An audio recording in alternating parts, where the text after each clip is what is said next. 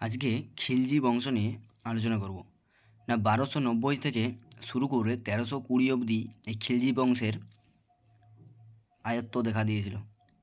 তাহলে 1290 থেকে 1296 অবধি জালালউদ্দিন ফিরোজ খলজি শাসন কাজ চালিয়েছিল। তারপর 1296 থেকে 1316 অবধি আলাউদ্দিন খলজি বা খিলজি এর শাসনকাজ চালিয়েছিল। তারপর 1316 খ্রিস্টাব্দ শিহাব উদ্দিন উমর খলজি শাসনকাজ চালিয়েছিল। তারপর 1316 থেকে 1320 অবধি কুতুবউদ্দিন মোবারক শাহ এই শাসনভার চালিয়ে থাকে। তাহলে এটি প্রতিষ্ঠা হয় কত না 1290 আর বিলুপ্তি হয় 1320 খ্রিস্টাব্দ। তাহলে এর পূর্বসূরি ছিল দিল্লির মামলুক সালতানাত আর উত্তরসূরি তুগলক বংশ। বর্তমানে এটার আয়তন দেখতে পাওয়া যায় কোন কোন দেশে না ভারত, পাকিস্তান, বাংলাদেশ, নেপাল, আফগানিস্তান, তাজিকিস্তান, চীন, এই সমস্ত দেশগুলিতে। তাহলে আজকে খিলজি বংশ নিয়ে আলোচনা করব। তাহলে খিলজি বংশের প্রথম শাসক কে না জালালউদ্দিন খিলজি।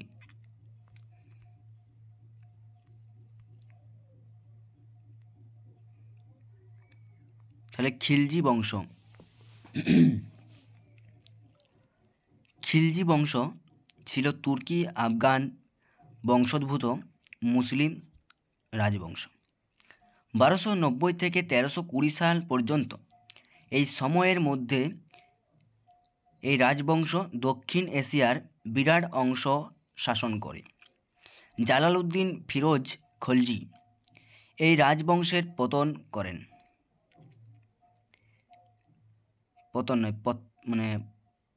করেন।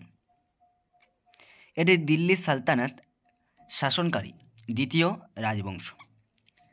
আলাউদ্দিন খলজির সময় খলজিরা সফলভাবে মঙ্গল আক্রমণ ঠেকাতে সক্ষম হয়। বংশসূত্র না খিলজিরা মূলত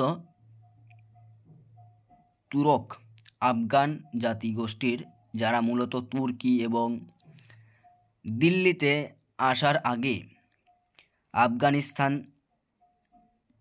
আফগানিস্তানে বসবাস করত। জালালউদ্দিন খলজির পূর্বসূরীরা হেলমান্দ এবং লামঘান এই 200 বছরের ও অধিক সময় ধরে বসবাস করত।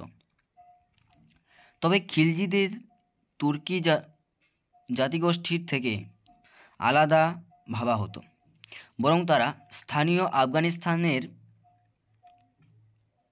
আফগানদের সাথে বিবাহ বন্ধনে আবদ্ধ হয়ে তাদের সাথে মিশে গিয়েছিল এবং তাদের সংস্কৃতিকে নিজেদের করে নিয়েছিল। দিল্লি দরবারে তারা আফগান হিসেবেই পরিচিত ছিল। ইতিহাস না খলজিরা ছিল দিল্লি মামলুক বংশের সামন্ত এবং দিল্লির সুলতান গিয়াউদ্দিন বলবন এর অধীন। বলবনের উত্তরাধিকারীদের 1289 থেকে 1290 সালে হত্যা করা হয় এবং এরপর মামলুকদের মধ্যে ক্ষমতা নিয়ে কোন্দল শুরু হয়। এই কোন্দলের মধ্যে জালালউদ্দিন ফিরোজ খলজির নেতৃত্বে বিদ্রোহ সংগঠিত হয় এবং মামলুকদের বংশের শেষ উত্তরাধিকারী 17 বছর বয়সী মুইজউদ্দিন কায়কোবাদ, এই মুইজউদ্দিন কায়কোবাদকে হত্যা করা হয়। জালাল উদ্দিন খলজি, যিনি সিংহাসন আরোহণের সময় 70 বছর বয়সী ছিল, একজন প্রজাদরদী এবং বিনয়ী সুলতান ছিলেন। তুর্কি অভিজাতদের বিরুদ্ধাচারণ সত্ত্বেও তিনি 1290 সালে দিল্লির মসনদে বসেন। জালালউদ্দিনের এই আরোহণ সবাই মেনে নেয়নি, বরং তার 6 বছরের শাসনে বলবন এর ভাইপো মমলুকদের প্রতি অনুগত সামরিক অধিনায়কদের নিয়ে বিদ্রোহ করে। জালালউদ্দিন এই বিদ্রোহ দমন এবং অনেক অধিনায়ক সেই বিদ্রোহতে মৃত্যুদণ্ড দিয়েছিল। এরপর তিনি রানহামবুর এর দিকে অভিযান করেন, যদিও বা তিনি সফল হননি, তবে তিনি তার ভাইপো জুনা খানকে সাথে নিয়ে মধ্য ভারতের সিন্ধ নদী তীরে মঙ্গল বাহিনীকে প্রতিহত করেন।